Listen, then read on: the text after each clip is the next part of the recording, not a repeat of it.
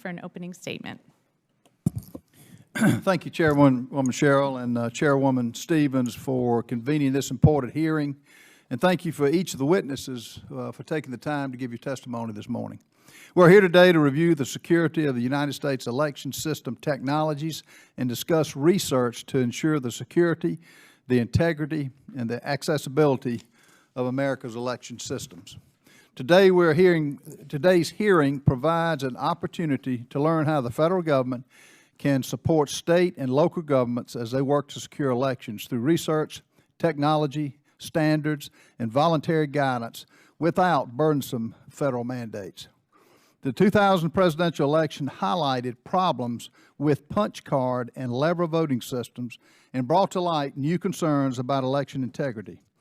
To address these concerns, Congress enacted the Help America Vote Act of 2002, or better known as HAVA. HAVA provided money to the states to replace antiquated voting systems, established the United States Election Assistance Commission, or EAC, and required the National Institute of Standards and Technology to provide technical support to the EAC to develop voluntary guidelines for voting systems. My home state of South Carolina recently decided to upgrade voting systems and serves as an example of how the process should work. South Carolina officials conducted a lengthy evaluation of several options and ultimately determined that upgrading to a ballot marking device was the option that best met the needs of our state. And this is how it should be: state and local officials figuring out what is best for their community. As federal policymakers, we must remember that administration of elections is inherently a function of state and local governments. We should listen to our local election officials and provide the reasonable support necessary to bolster the security of election systems and to efficiently and effectively administer elections throughout the United States.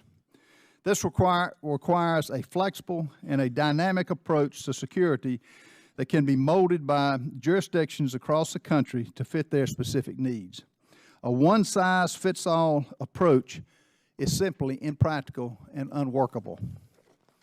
I welcome the chance to hear from state and local election officials as we consider the issue of election system security and look forward to their perspective on what role the federal government can play in ensuring that they have the information and support necessary to harden their election systems against present and any future threats.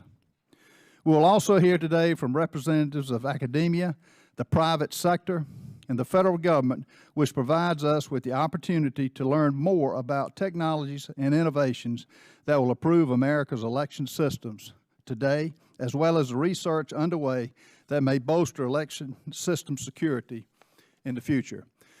It's hard to imagine an issue of greater importance to our democracy than the security of America's election system.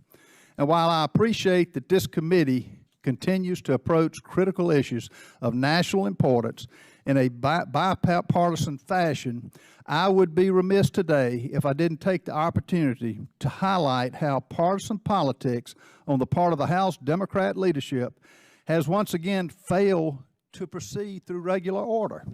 Specifically, I'm disappointed, but quite frankly, I'm not surprised, as this is just another in a long list of political stunts by leadership's sudden decision to move H.R. 2722, the so-called Securing America's Federal Elections Act, to the floor this week without consideration by this very Science Committee, which rightfully received a referral on the bill. House Democratic leadership instead chose to rush this bill to the floor in order to satisfy far-left progressives with yet another messaging bill that thankfully has absolutely no chance of being considered in the Senate. As today's hearings will demonstrate, the Science Committee has a crucial role to play in the consideration of any legislation that truly aims to improve the security of America's election systems. That being said, I look forward to a thoughtful and bipartisan discussion today of how we can improve the security of America's election systems now and in the future. I want to thank each of our witnesses for being here, and thank you, Madam Chair, for convening this all-important hearing. And I want to thank the Hyatts who are here from my hometown who have played a part in the elections in South Carolina for being with us today. Madam Chairman, I yield back the balance of my time.